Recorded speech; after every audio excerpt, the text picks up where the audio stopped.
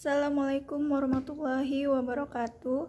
Perkenalkan, nama saya Rina Marlia dari jurusan Sosial Ekonomi Perikanan, Fakultas Perikanan dan Kelautan, Universitas Riau. Saya angkatan 2019 dengan NIM 1904113206 dengan dosen pembimbing Bapak Ronald Mangasiu Tauro STMT akan menjelaskan sedikit mengenai skill 14 dan skill 20. Nah, pada skill 14 ini terbagi atas reduce inactive, yaitu untuk time-nya ada after, before, since, while, when. Untuk condition-nya ada if, unless, whether. Untuk kontrasnya ada although, though. Untuk place-nya nggak ada, dan untuk manners-nya nggak ada. Nah, untuk yang reduce in passive itu ada once, until, when, whenever, dan conditionnya ada if, unless, whatever. Untuk kontrasnya ada although, though, dan untuk place-nya ada where, wherever, dan untuk mannersnya ada as. Nah, langsung saja kita masuki pada skill 14, yaitu use reduce adverb clause correctly. Dimana pada skill 14 ini ada dua rumus, yaitu dengan to be dalam clause adverb, itu rumusnya adalah adverb connector, subject, be. Kemudian untuk tanpa to be dalam clause adverb, rumusnya adalah adverb connector, subject, verb plus ing. Nah, pada skill 14 ini, untuk mereduksi klausa adverbia, kita harus membuang subjek dan be verb dari klausa adverbia.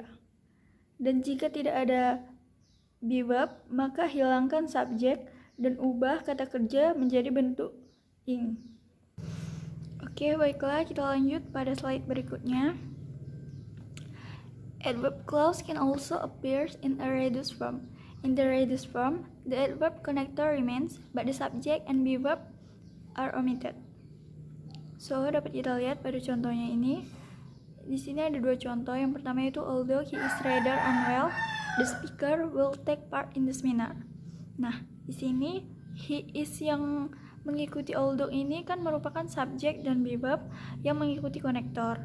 Sesuai rumus yang tadi, maka he is-nya kita hilangkan dan hanya akan menjadi although rather unwell, the speaker will take part in the seminar.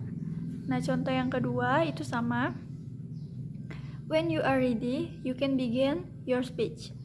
Nah, jadi when itu sebagai konektornya, you sebagai subjek, dan are sebagai be verb-nya. Sesuai rumus yang tadi, maka kita menghilangkan subjek dan be verb. Dan hanya akan menjadi when ready, you can begin your speech. Nah, selanjutnya saya akan memberikan contoh dari soal yang sudah pernah kita kerjakan. Saya berikan dua contoh saja karena rasanya akan terlalu lama jika saya menjelaskan semuanya. Namun saya sudah menyertakan seluruh soalnya yang sudah saya kerjakan, jadi dapat kita lihat sendiri. Nah, sebagai contoh saya mengambil soal 1 dan 2. Yang pertama yaitu soal 1, if not completely satisfied, you can return the product to the manufacturer. Nah, di sini untuk yang pertama saya katakan correct. Mengapa? Karena setelah konektor itu dianya sudah tidak ada lagi diikuti oleh subjek, dimana yang harusnya setelah if ini dia sudah menjelaskan you, kamu, yang kemudian dijelaskan pada kalimat berikutnya. Jadi di situ saya sudah membuatnya, saya tambahkan nada panah dan saya tambahkan keterangannya juga. Untuk contoh yang kedua, soalnya Steve has had to learn how to cook and clean since left home. Nah, kita lihat di sini since sebagai konektornya, kemudian diikuti oleh left home. left itu merupakan verb 3, dimana seharusnya setelah ini dianya diikuti dengan verb ing. Jadi salah ya, harusnya dia living bukan left. Nah begitu. Selanjutnya untuk soal nomor 3 hingga 10 bisa dilihat langsung pada slide secara mandiri karena saya sudah menyertakannya.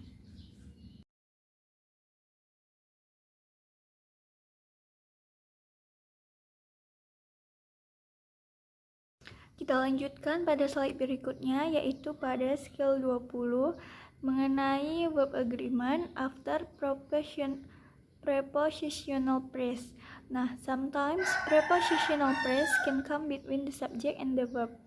If the object of the prepositional is singular and the subject is plural, or if the object of the prepositional is plural and the subject is singular, there can be confusion in making the subject and a verb agree. Jadi pattern dari verb agreement ini sendiri adalah subjek, kemudian prepositional phrase, kemudian verb. Ketika prepositional phrase letaknya di antara subjek and verb, pastikan bahwa verbnya sesuai dengan subjeknya. Sebagai contoh, saya masukkan di sini yaitu the key to the doors are in the drawer.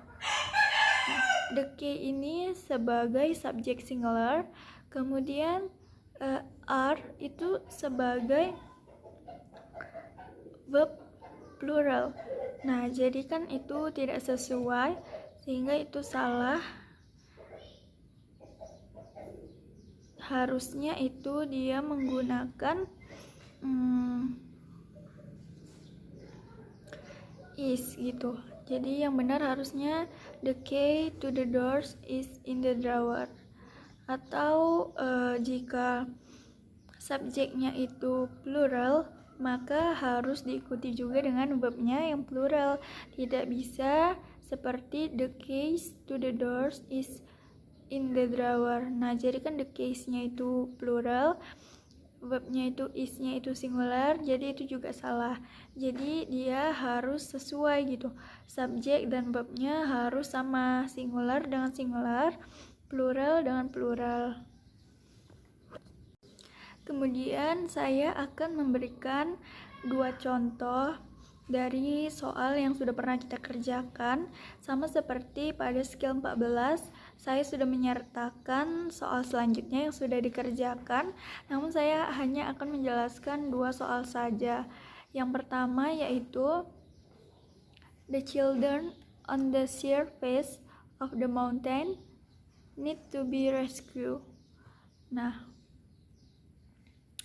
menurut saya itu correct karena the children itu sebagai subjeknya, subjek plural, kemudian verbnya itu need plural juga, jadinya saya katakan ini benar gitu ya.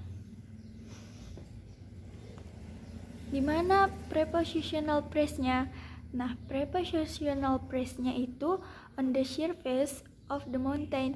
Jadi subjek, prepositional phrase, kemudian verb. Nah, tidak lupa subjek dan verbnya itu memang harus sama gitu, plural dengan plural. Kemudian untuk contoh yang kedua yaitu soalnya the interrogation conducted by the police officer have lasted for several hours. Nah, di sini dapat kita lihat the interrogation sebagai subjeknya yaitu singular subject, kemudian ada conducted by the police office, itu by the police officer-nya sebagai prepositional phrase, kemudian diikuti oleh have lasted for several hours. Nah, have-nya itu sebagai verb, yaitu plural verb, jadinya tidak sesuai ya, subjeknya singular, verbnya plural, maka itu salah. Harusnya adalah the interrogation conducted by three police officer has lasted for several hours. Nah, jadi itu tidak korek. Untuk selanjutnya, saya sudah menyertakan contoh untuk lanjutan soal nomor 3 hingga 10. Nanti bisa dilihat secara mandiri.